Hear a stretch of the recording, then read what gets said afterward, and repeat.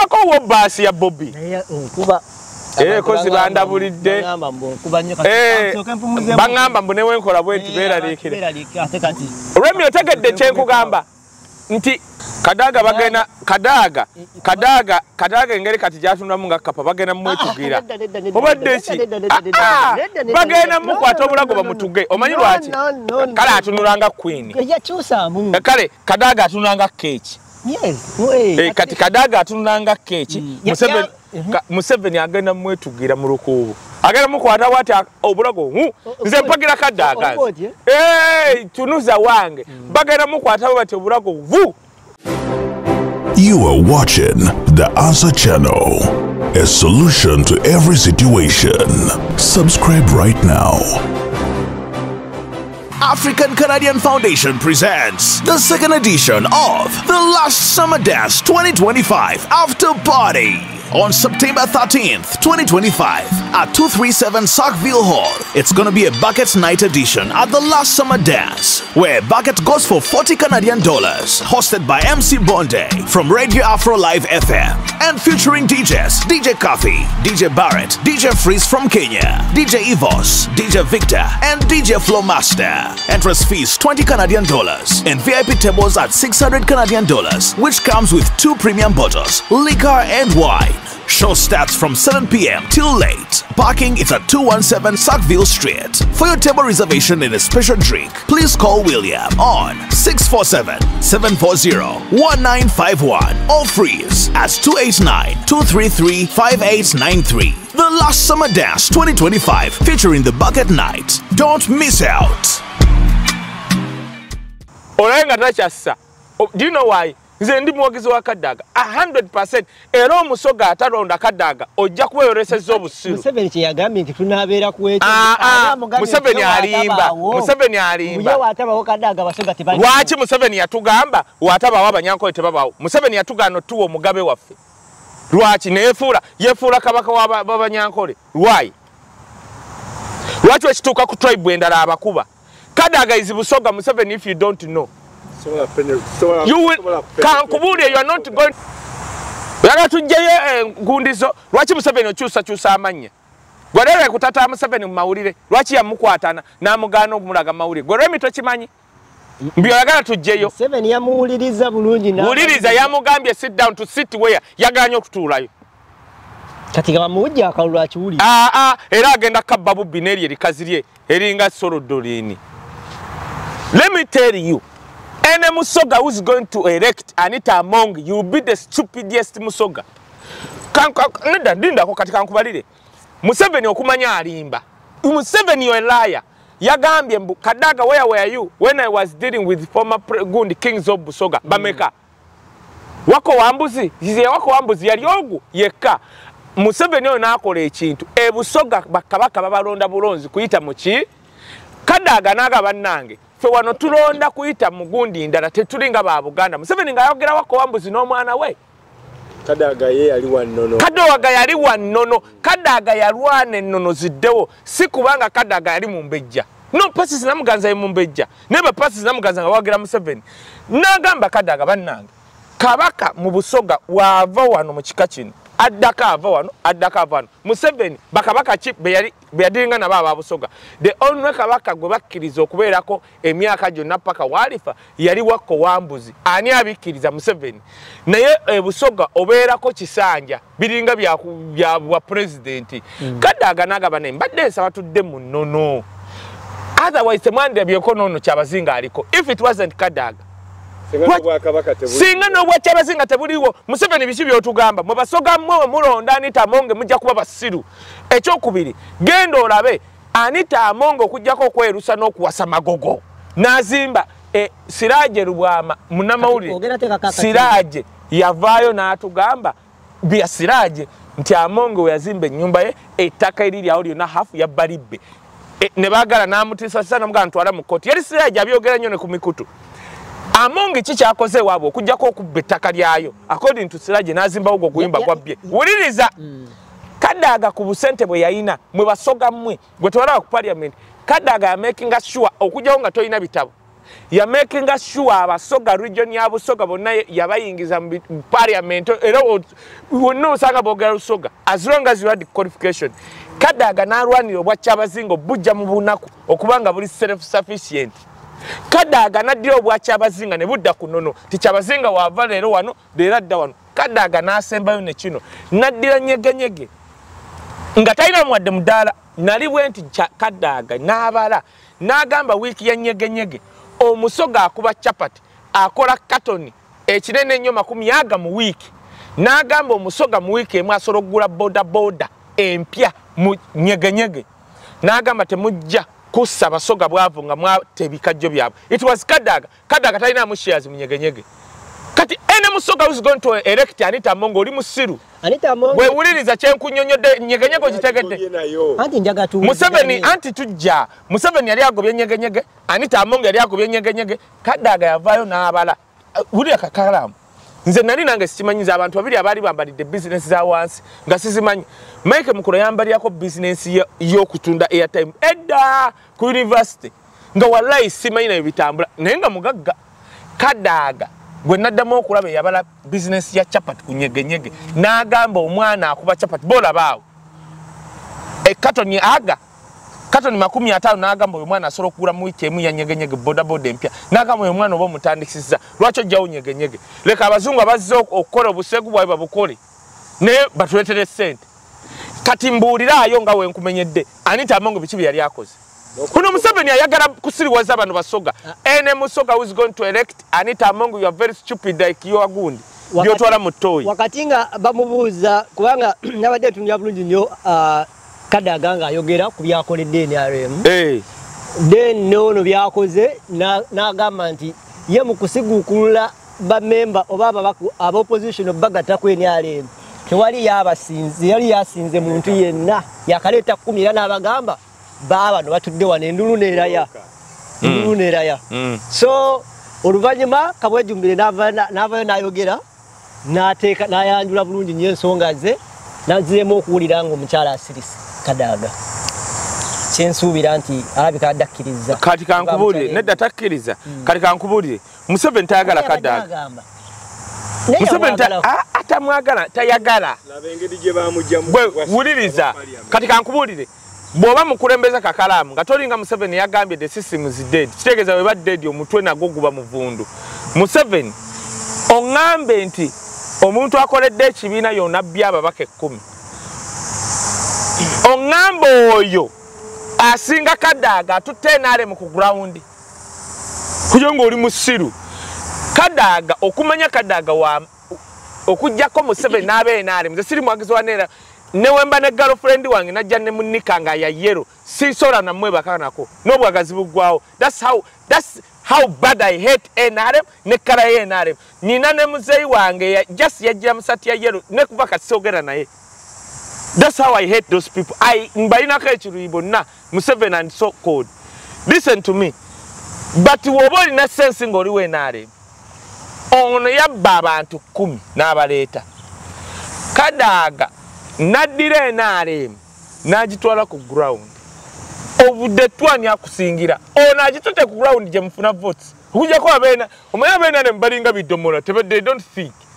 Ekyokubiri Kadaga abakoledde yakola ekintu NRM batono nnyo nga n'omuntu opposition asobola omuwuliza nga tamukubye mayinja. Is Kadaga alinga Ragadi. Walabeeko Ragadi omuntu amukuba obucupa. Tochimanyi nti Ragadi we NRM. Walabeeko Bobi Wine obaani oba kibiki. No, because Kadaga is objective. Kyova olaba n'omuwagizi actually ne Bobi Wine yagenda ebusoga we yatuuka Kamuli. Biki bye yayogera ku Kadaga. Nti Kadaga ali objective alinga Ayume. Bobi Wine yagenda eri nayogera kwa Ayume. So Kadaga Museveni tayagala Kadaga why? Kadaga akola statement eje ate abanyarwanda tebasonyiwa cause okay banyankole tebasonyiwa ate nze nyina liberty yogera kwejo naganyire emisayeji mama wama tata wange munyarwanda so anti uliriza Kadaga yayogera ekintu kimu yagamba singa sinze Kadaga Museveni singa si president ekyo kigambo Museveni talisonyiwa Kadaga sobola Kadaga kati atunanga kapa gwe bagambye kati Kadaga kandi kati uliriza kati kankubulira ekintu kimu Remi lwakwa muti yakwogera ne waba sirimu ne waba kansa tosobola kutunda bwoto ngo ina sente ya Kadaga Kadaga watekedde okubanga waliwo ekintu ekirala kye baamukuba lwakwanga atya kyogera akimanyi gwecho nkubulira abalina sirimu mugundi ye mu State House nedda mukama wange nedda sebo n'okuva ku mukozi bonna bali ku sirimu ku mpiso lwaki tebatunanga Kadaga ekimuluma kisukka ku bulwadde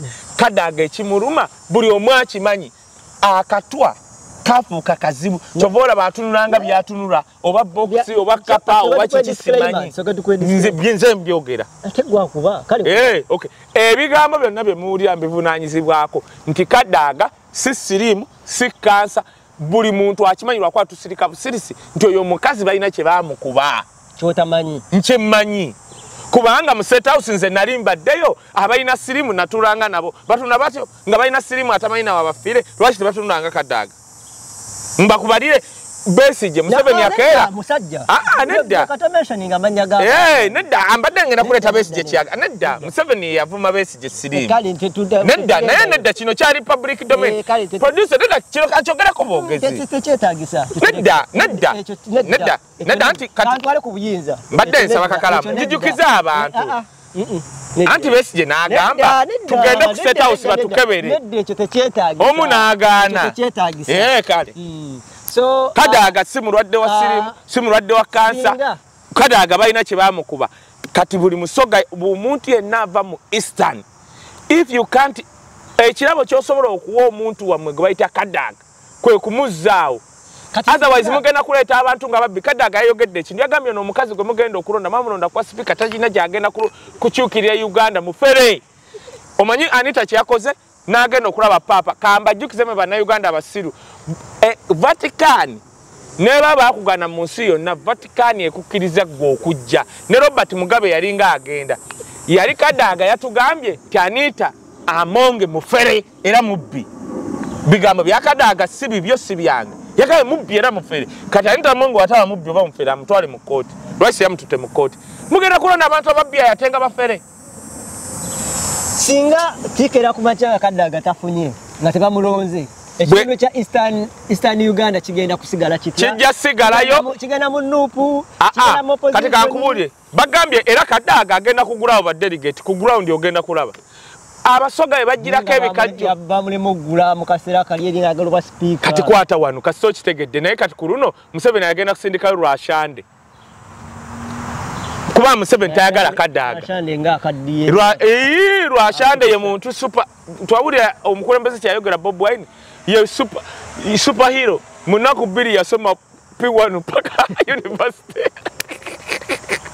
mukakati Rwashande yo amuogereko Rwashande Bob Wine yatugamba oli superhero munaku biri yasoma okuva P1 paka university tumalirize no mwala gwa ham osegedde hamu omwala gwa hamu ekisooka kino nkiddamu yesawa toyina ludda no let me tell you anti olese hamu kankubulire tolina kyosobola kunenya hamu nenya basiru yairulika I cannot mwete kambabulire nze ngenda kukkiriza buli muntu yenna gwe wagenda okuwa kaadi naye omuntu gwenjo sirikanga bagimuwadde naye mala bagimuwa yoyo omukazi yerulirika yamutiisatiisa bantu kati mwekambabulire Remi nono nze ebiseera ebyo nali mpagira Erias banaani atawagira ku Erias Lukwago ne baleeta kano akasajja ak'olutwe olutwe olwa Nankani kano kabayita bani kano akasajja katumwesije Frank Katumwesije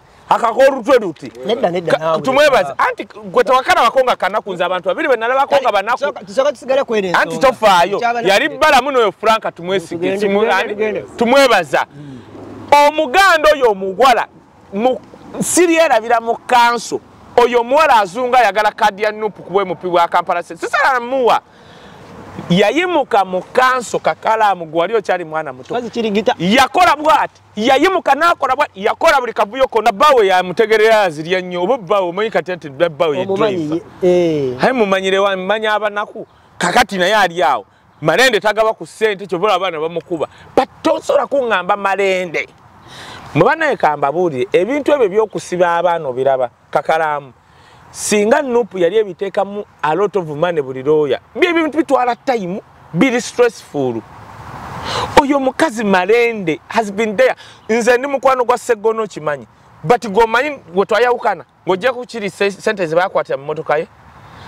Omusajja gw'omanyi nti senior yandizze n'awerekera ku Malende n'abeeka ku mimwa naye n'alwanira ku bafuutusajja ng'aliwo. Naye ali bw'ati ku TV omanyi wentunuulira be bansimbye nabo. Ali mu Kosasi. Omanyi wentunuulira be bansimbye nabo.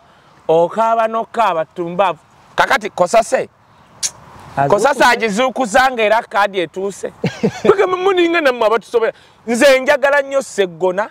I appreciate era kojja Sseggona nkwebaza webale genda kulaba mukulembeze. Ne mutuuka ne mututama. Kiri kati Sseggona alinga Mmengo. Ffe twasigaza Bwakabaka. Kati omwalo yagala bagu. Anti uli nzija ku Bwakabaka. Kati administration ya Mmengo ne Kabaka kati simanyi ani oyo. Katikkiro wa Buganda. Tulaba abalabe twabavaako. Nze ndi even omulangira Jjunju nkunoonya. Sokoleka. Mulekerawo okuddira abambejja bafa okulira n'abantu abatutama. Kati okay, lindako mmale kino. Sanga lyambago badde okimanyi ku kifaananyi ekyo. Buli obeera totutama. Anti kati wulira tambula. Kiki oyagaza omukazi? Kale kati tusooke tudde ku mwala. Banaye tugenda kutandika okulaba bulabi Mmengo kuba mututamye. Kati omwala guno. Sanga lyambogo tukulaba otambula oba okola pressure puzo na bitya. Mu byonna bye walabye kugenda kwakubisa bifaananyi. Mu period eno kale kati tusooke tuddeyo wala. Banaye muleme tutama. Ffe twasirikasirika dda ne tubeesonyiwa mu bantu mu ab'Emmengo. Muleme tutama. Kati tugende. Nze mbabuulidde. Kweno olaba buli kimu oli ku kino olaba kifaananyi. Oli ku kino kitaawo afiira Namibia osinika. Muteme tutama bannange. Muleme tutama. Kale kati tuddeyo wali. Kati obadde wa? Ku mwala. Anti kati ye lwaki toyogera ku kifaananyi. Omwala oyo Luyirika speaker. Ye yaguwaayo. Ekisooka naawe Erias Lukwago simanyi oba olwadde biguuna. Owaleese lisiti y'abantu lwaki oyogera nti Nuupu kansala tolina mba Nuupu gundi gy'atambuza kuliko FDC gye yali. Kyokka waliwo kansala eyazze n'atugamba Erias Lukwago kwata lisiti eyo ogituwe ffenna tubeere nayo tulabe. Otuwe ne resolution wabula kyenzikiriza mu Erias Lukwago somehow osanga lumu baleetako resolution ng'akako kuwaayo omwala bakataddeeyo munda kati bannamanye bannayuganda tebasoma kyeka bakateekayo munda ne basayininga nga ki baguwaayo nga tebategedde kubanga ye nga looya atambula n'ekipapula babano bakansala ba Nuupu babano Erias Lukwago jja Nuupu mu kamwako ffe twasirika we twalaba Sale ng'aleese gundi byawandiika ng'ayogera nayo tusirika jja Nuupu mu kamwako kubanga balaba channel nga gye ntuufu gyayitamu ffe twasirika aba Nuupu nga batuwadde namunkekera ng'akuwandiikidde wali togyeyogera nko nti Sale akuwandikira gwe Erias Lukwago Sale yamala kuvaayo n'atulaga email zo z'akuwandikira ng'omusaba ssente nga mwayoge nange njirina namunkekeera era ffe twagigabira ennyo abantu ffe ne ku ebyo n'essimu yennyini ne biri n'akatabo Sale kawandika ne handwriting yeffe tugimanyi. I've been with the guy over 5 years. Omusajja ng'akuwandiikira byebyo byennyini kakati gwe twasirika nga gwe Erias Lukwago obeerayo n'ebiguuna byo ne kakati oli ku kimu abakansala ba Nuupu gundi musajja yawula Nuupu ne ku bakansala aba Nuupu lwaki toyogera ku FDC lwaki toyogera ku bantu mmwe mutuveeko Erias Lukwago tujja kujja ebya Sale yogera ku bakansala abo n'ekirala omukazi yavudde n'agamba nti Erias Lukwago jjayo resolution of which nze manya solo kubanga baabatega ng'akantu bakataddeyo of course ne baguyisa naye omukazi yatugambye mama Lulemi Ntambira bayo omukazi yagambye omwala ogwo bakagonerako 60 billion Erias tabalagangako accountability 60 billion nga bamugamba bamusabadde accountability nga council yagano gibawa ziva mu World Bank mbo bakukuta ne Luyiika simanyi Luyirika. Even I cannot grab the name. Oyo yagala kadi ya Nuupu oyo. Sipiika wa Lukwago. We bakukutaba. World Bank yatuwa billion esukka mu 6. Billion esukka mu 6. Erias ne Chovola batubaddeko eno tamu okuva ku executive director. Anti awera be bazirisi. Ulira kana akantu ankore. Ulira okuva kati olina politics mungi. Uliriza okuva muganda wange mpuliriza wulira kano okuva ku executive director ku kino ekisanja ku speaker wa cases ne road mayor tebalwanyeeko kati akamalo kitegeera nti wabadde sente za old bank kubanga wezijja bonna balina speaker road mayor ne executive director tebandwanyeeko okuva ku kisaka kumba omusajja Erias Lukwago atulidde sente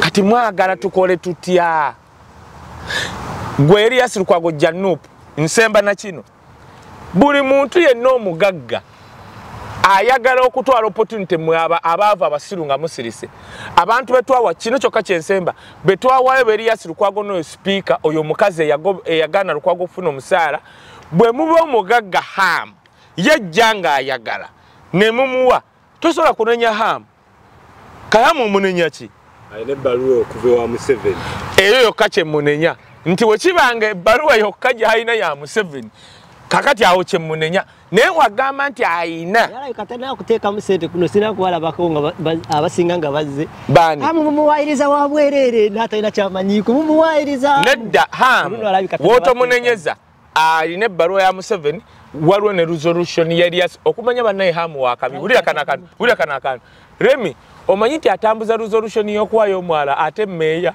si hamu alina ebbaluwa ya Museveni kyokka atambuza nti omwala twaguwaayo si hamu meeya kati ebyo osobola okunenya hamu singa Erias asirise bw'ati n'atanyega twandigaye hamu ebbaluwa ya Museveni temala kyokka ye hamu agamba bannange president yampa nkole kino yine ebbaluwa aba tuba tukyali awo tumugamba ebbaluwa nfu oba kale temala meeya nga jaa twayisa abanupu bayisa bagumuwa kati ebesobola okunenya omugagga hamu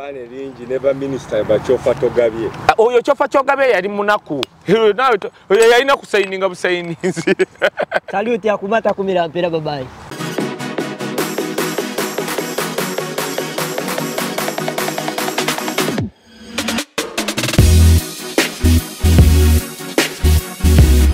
The Answer Channel, a solution to every situation.